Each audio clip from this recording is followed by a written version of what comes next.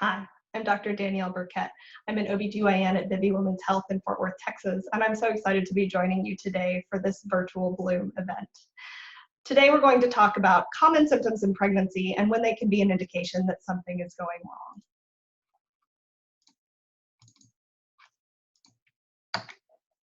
So the first thing we're going to talk about today is vomiting. Nausea and vomiting are very common in early pregnancy.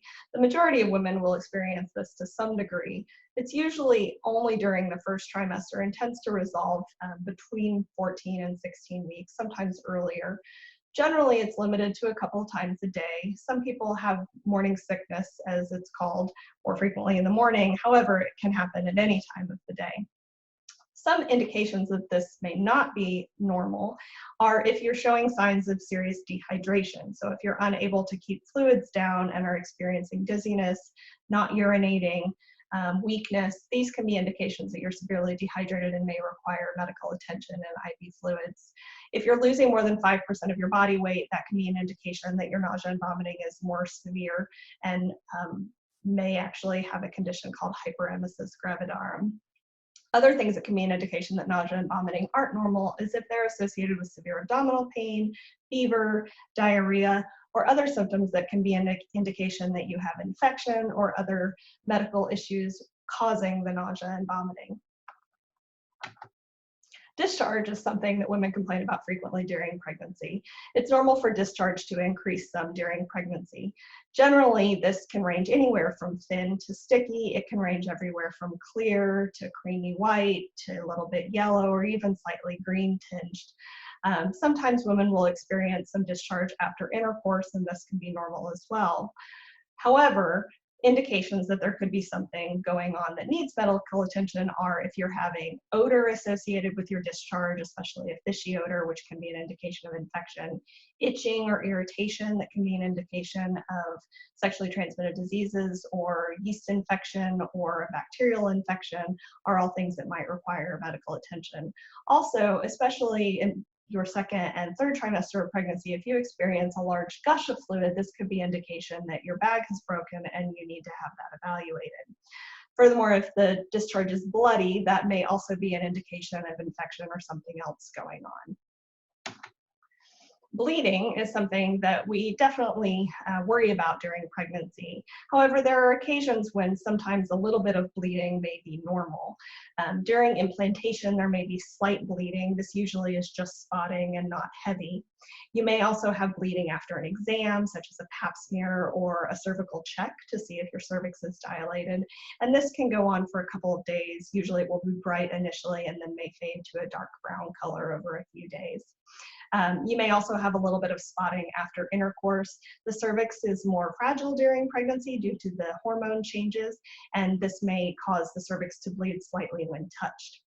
Also, later in pregnancy, when you lose your mucus plug, this mucus plug may be tinged with a small amount of blood, and this can also be normal. And if you're not continuing to have bleeding, may not be alarming. Things that are definitely not normal. If you're having flow like a period, that is too much blood and you should not be bleeding that much, and you should always notify your doctor. If it's associated with pain, cramping, regular contractions, or a gush of fluid, this can be an indication of miscarriage or preterm labor, and these are things you should notify your doctor about immediately.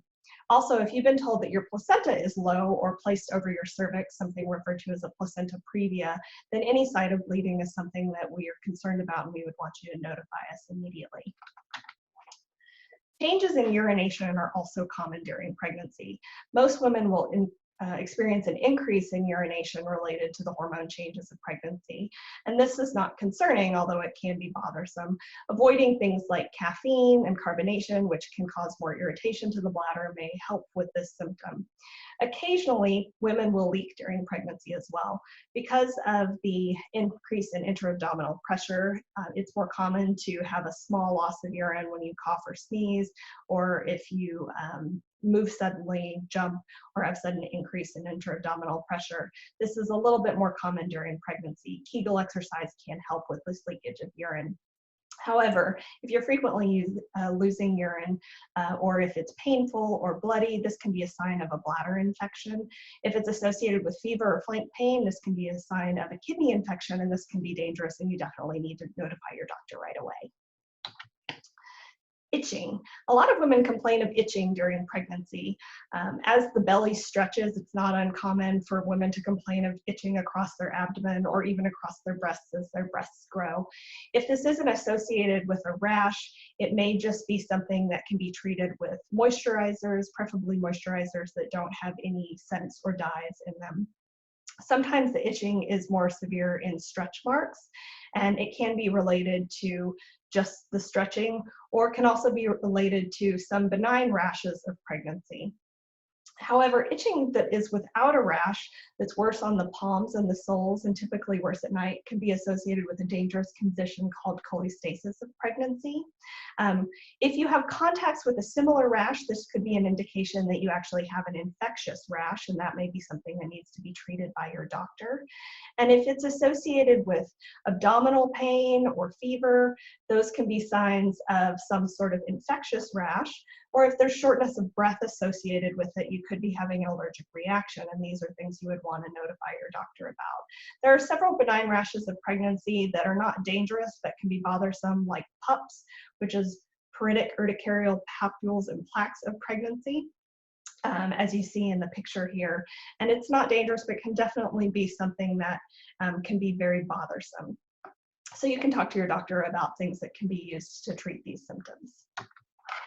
Shortness of breath. A lot of women complain about feeling short of breath during pregnancy, even early on in the pregnancy. However, shortness of breath that doesn't improve with rest is associated with chest pain, calf pain, leg swelling, fevers, or persistent cough can all be warning signs that something more serious is wrong. Shortness of breath can be associated with infections like pneumonia. It can also be associated with blood clots in the lungs, which can be dangerous. So if you have pain or swelling in your legs associated with this difficulty breathing, that's something that needs to be evaluated. Headaches. Headaches are also very common in pregnancy, especially early in pregnancy. Some of the headaches in pregnancy may be associated with caffeine withdrawal, because a lot of women try to give up caffeine early in pregnancy. Sometimes they can be associated with allergy or sinus issues, just like any other time. Tension headaches seem to be a little bit more common in early pregnancy, and hydration can help with these. There's also postural changes that happen because of the changes in your body shape, and also because of hormones that are released during pregnancy that increase your ligamentous laxity. And these things may be associated with more tension type headaches that are related to your anatomical structure. If you have a headache that is associated with vision changes or pain in the upper abdomen, especially later in pregnancy after 20 weeks, these can be signs of preeclampsia, especially if the headache doesn't get better with Tylenol, hydration, and rest. Those are things that you need to talk to your doctor about immediately. If they're associated, the headaches are associated with things like weakness, those can be signs of a stroke, which, though not common, is not unheard of in pregnancy, and these are definitely warning signs that you need to seek medical attention. Swelling. Especially towards the end of pregnancy, a lot of women complain of swelling, and swelling by itself is not usually concerning and is considered a normal symptom of pregnancy. Generally, benign swelling in pregnancy is in both legs. It tends to be worse at the end of the day, or worse with prolonged sitting or standing. Things that can be an indication that swelling is abnormal would be if it's sudden in onset and is severe, if it's associated with rapid weight gain that indicates that you're suddenly retaining a significant amount of fluid, if it's one-sided, which can be an indication of a blood clot, or if it's associated with calf tenderness and shortness of breath. These can also be signs of a blood clot. And persistent headaches going along with swelling may be an indication of preeclampsia and may need to be evaluated by your doctor. Cramping and abdominal pain is obviously something that people worry about during pregnancy, and a small amount of this can be considered normal. If it's occasional and intermittent, generally it can be indication of the uterus stretching. It may happen with changes of position. Sometimes it's even just associated with fetal movement. It's normal to have a little bit of mild cramping after sex, but usually this isn't severe and resolves fairly quickly. So any pain that improves with rest and hydration and position change is most likely benign. And if you try these things first and the pain gets better, then you can usually be assured that everything's going fine. Common causes of belly pain during pregnancy that aren't dangerous would include round ligament pain. Round ligament pain is pain that's associated with stretching of ligaments that support the uterus. It typically happens in the lower quadrants, either on the right or the left.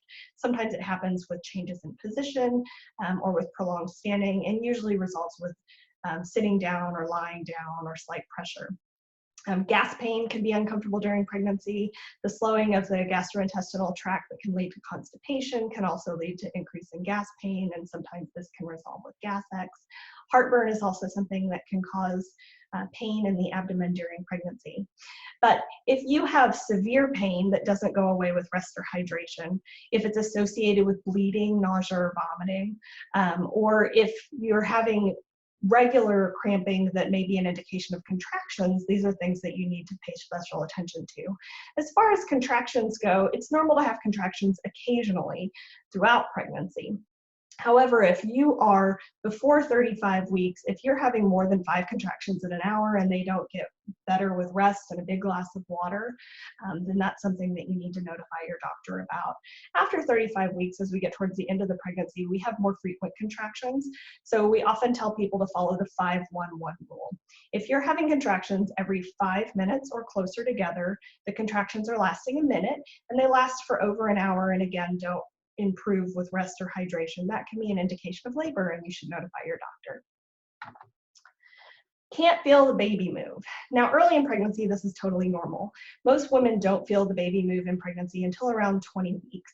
For first-time moms, usually it's 20 to 22 weeks. And for moms who've had babies before, it can be a little bit earlier than that, sometimes 16 to 18 weeks. In the second trimester, after you've started to feel the baby move, you may not feel the baby move that frequently. It may be several hours that you go. You may only feel the baby move a few times a day, and this isn't concerning until the baby gets a little bit bigger. When the baby is very small, even though the baby may be moving, you may not feel the movement. In the third trimester, however, we expect that you're going to feel the baby move more consistently.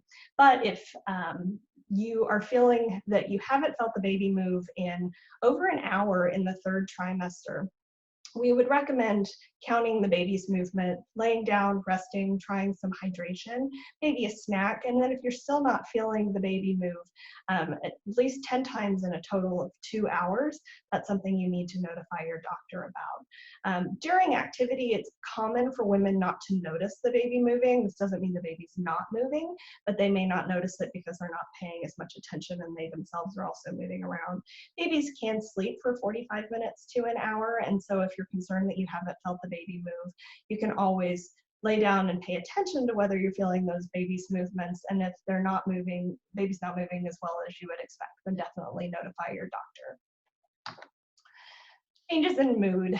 It's very typical for women to have some mood changes during pregnancy.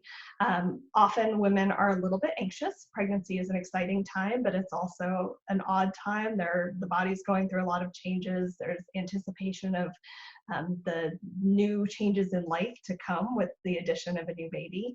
And so a little bit of anxiety about that is typical. It's normal to be a little bit more emotional. It's not uncommon for moms to be very excited at times and then also feel a little weepy sometimes, and it's normal to be tired.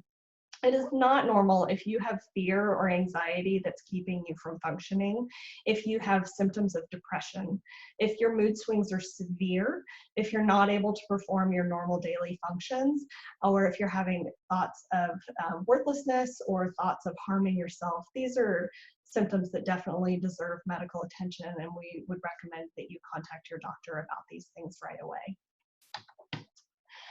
So in summary, Here are a few reasons that we definitely would like you to call us. You've experienced a fall or a trauma. Sometimes women will fall or be in a minor car accident and they think that everything seems fine and they don't need to come in. Even for minor trauma, we generally do want to see you and evaluate you and make sure that baby's okay if you're after 20 weeks. Before 20 weeks, if you're not having bleeding or pain, there may not be a reason that you necessarily need to call your doctor, but you can always call and check. If you're bleeding more than spotting, then we need to hear from you. If you have severe abdominal pain at any time, then that's a reason for evaluation. If you're not able to keep down fluids, then we want to hear from you as well. If you have marked difficulty breathing more than just a little bit of shortness of breath with activity, then you should call. If you have persistent or severe headaches, then we want to hear from you. If you're concerned that your bag of water is broken, even if you're not contracting, that's something you need to notify your doctor about right away. You don't want to wait because it puts you at increased risk of infection. And then if you're contracting regularly, as we discussed, if you're preterm, if you're having more than 5 contractions in an hour, then definitely that's something that you need to be evaluated for. And if you're term, then if you're having those contractions every 5 minutes for over an hour and don't go away with rest or a big glass of water, then give us a call. And then finally, if you feel like your baby's movement is abnormal, that can be the first indication that something's wrong, and we would always rather you call. I think sometimes women struggle with whether or not they should call or not, or they decide to wait to their doctor's appointment in a few days, but some of these things need to be evaluated sooner rather than later.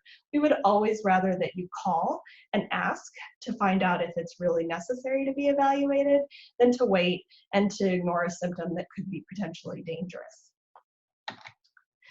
So that concludes my presentation on is this normal, common changes in pregnancy, and whether or not they need to be evaluated. I appreciate you spending this time with me today, and I want to thank Fort Worth Moms for having me. I hope you enjoy the rest of the Bloom event. Everybody have a great day. Stay safe, stay healthy.